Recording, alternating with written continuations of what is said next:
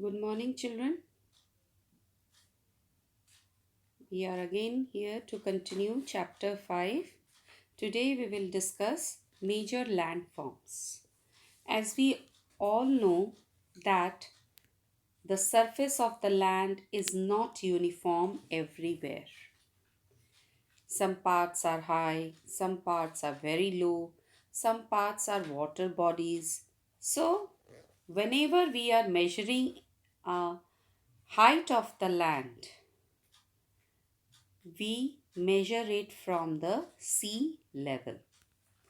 So the difference in the height and the slope of land is known as relief or landforms, varieties of landforms.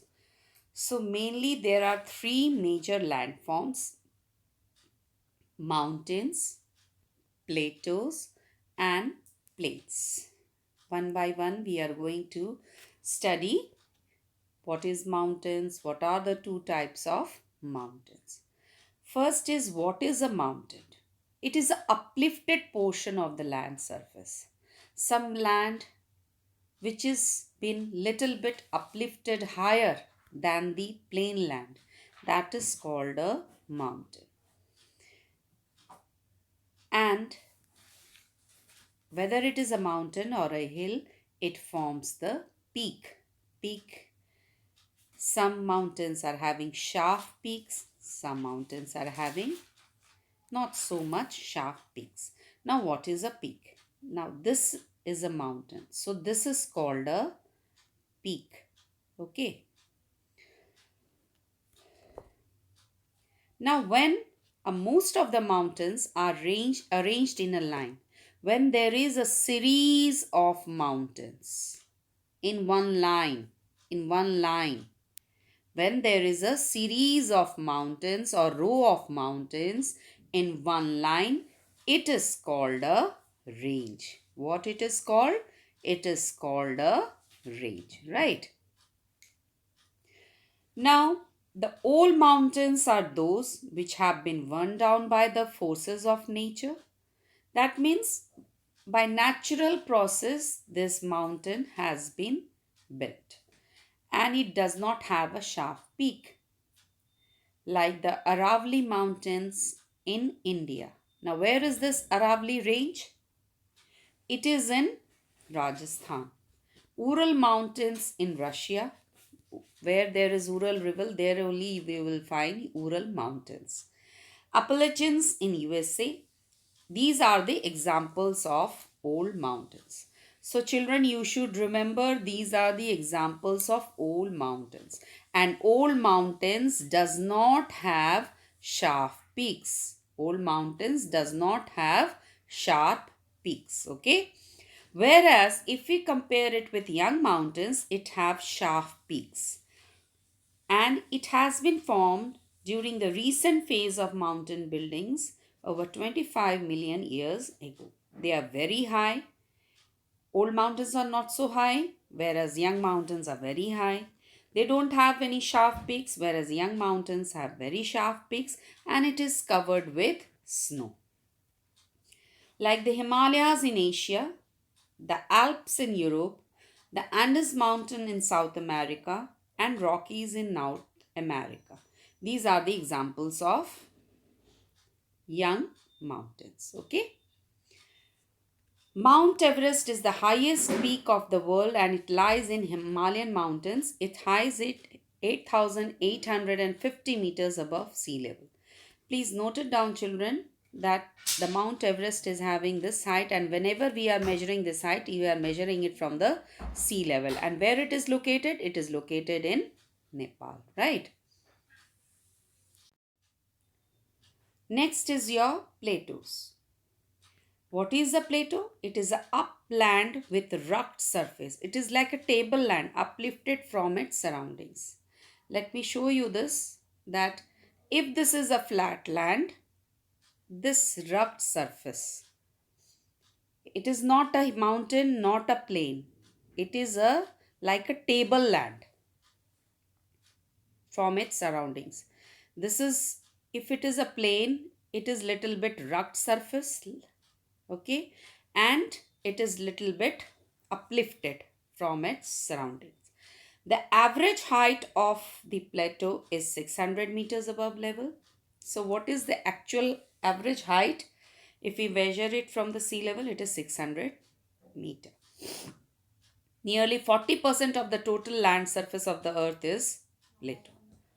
The plateau of Tibet is called the roof of the world and is the highest plateau in the world. Please underline it. This is very important for you, that which plateau is called the Tibet of Tibet plateau is called the roof of the world, and it is the highest plateau in the world.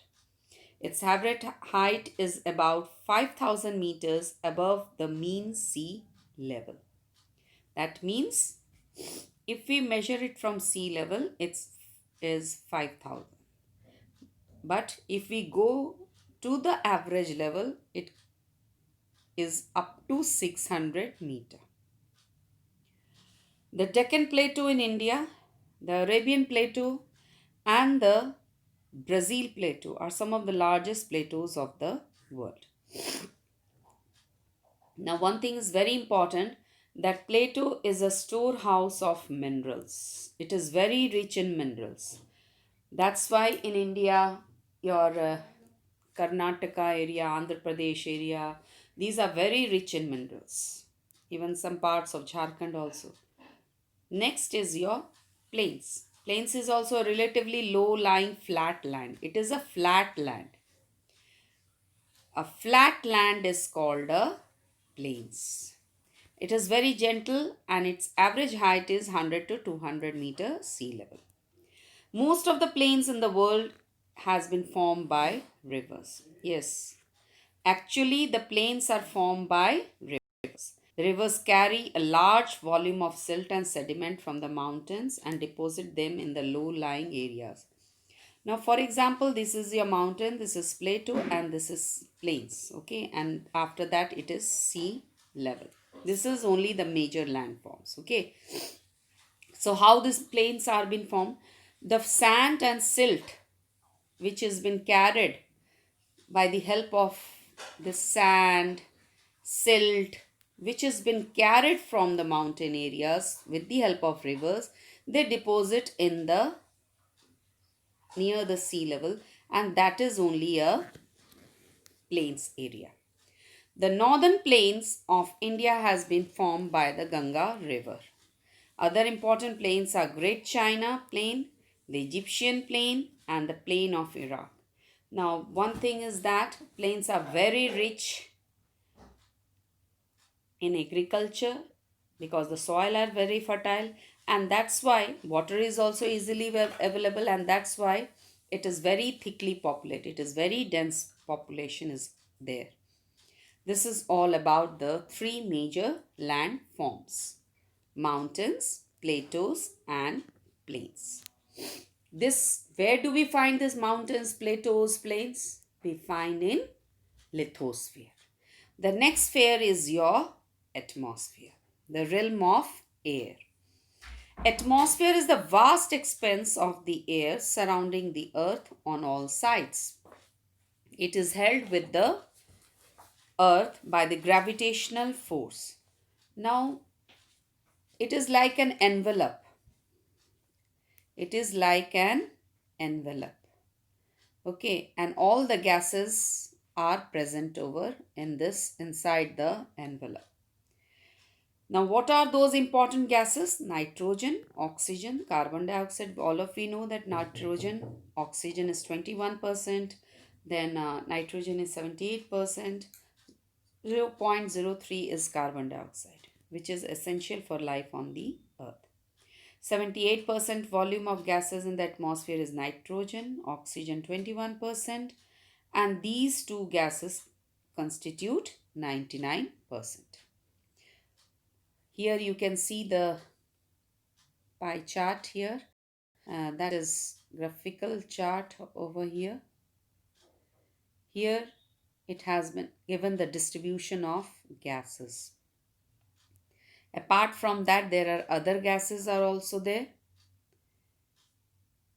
like argon, hydrogen, helium, and even water vapor is also there. Now, water vapor, what does it help?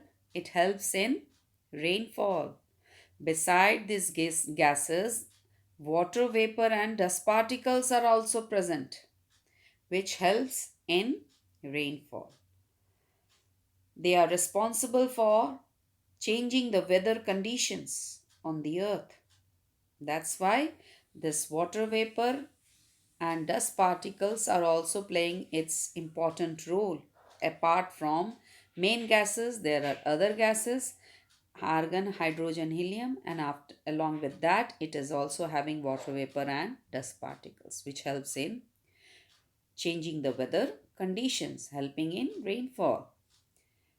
What is the importance of carbon dioxide? It keeps the earth warm and it protects all forms of life on the earth from the harmful radiation of the sun.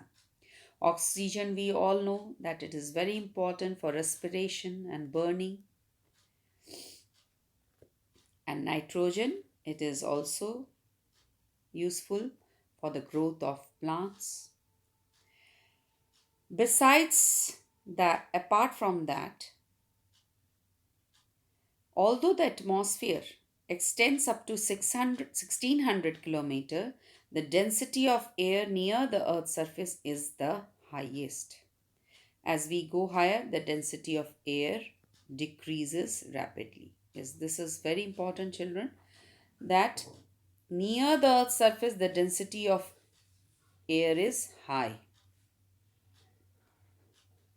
and it is extending up to 1600 from the Earth's surface. That means the range of atmosphere is 1600 kilometer. Okay, but near to the Earth's surface, the density is higher. But as we are going above, the density is decreasing. Density of air is decreasing. Okay. Next is hydrosphere. Now, what do you mean by hydrosphere? It means sphere of water. Now, hydrosphere, that is sphere of water, it is not only found on the surface of the earth, below the surface of the earth, and also in the air. Don't think that it is only found near to the earth. It is below the surface of the earth, on the earth's surface, and above the air. It covers two-thirds of the total surface of the earth. So please underline it. And that's why it is called watery planet. Why earth is called watery planet? Because two-thirds of the surface of the earth is covered with water. And the largest part of the earth is covered by oceans. As I told you that lithosphere is present, 29% of the land is present in continents. Rest part is covered with oceans. Water is present in the form of ice sheets above the atmosphere, particularly in polar regions and on high mountain areas. It is also on the land. When we are finding water bodies on the land, it is in the form of lakes, rivers, ponds, and but the maximum part of water body, where do we find it? In oceans. 71% of the total surface of the earth is covered with water, and where do we find this? It in oceans. Now let's come to the five oceans. What are those five oceans? Pacific Ocean, Atlantic Ocean, Indian Ocean, Arctic Ocean, and Antarctic Ocean. So there are five oceans. The largest ocean is Pacific because here one-third of the Earth's surface is covered with water. And it is surrounded by four continents. Where do we find Pacific Ocean?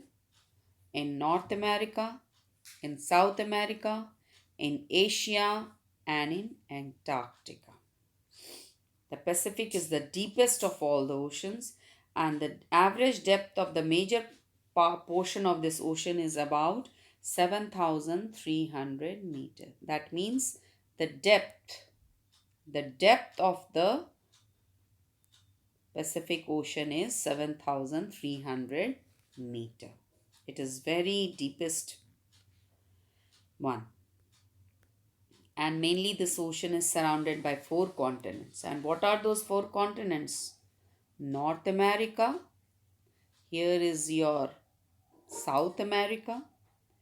Next, here you will find Asia and here you will find Antarctica.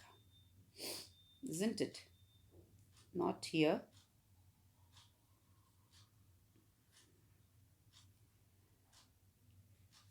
Here. In Antarctica, you will find over there on the world map.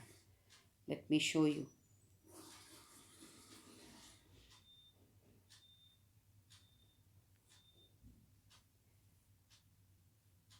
This is North America, South America, Asia, and Antarctica. Mainly this ocean is there. Okay. So, next is your Atlantic Ocean.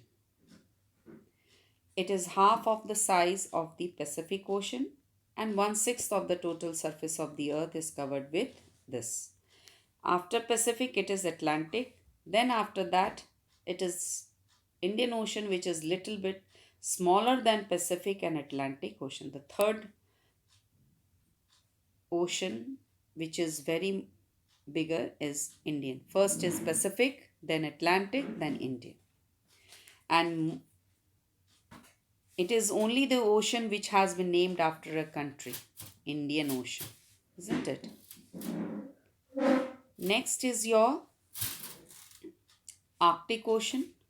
It lies to the North Pole, in its center, an Arctic Circle. Asia, Europe, North America makes their northern boundaries with this ocean.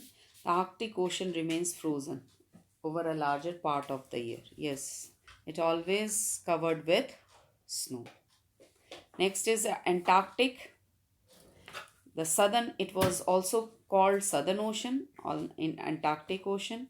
It is the fourth largest ocean around Antarctic. It occupies about 20% of the surface of the area of the global ocean. The Southern Ocean is fourth largest ocean around Antarctica, because that's why it has been also called Antarctic Ocean, because near to Antarctica it is the fourth largest ocean. So this is all about this Pacific, Atlantic, Indian, Arctic and Southern Antarctic Ocean. So children, your homework is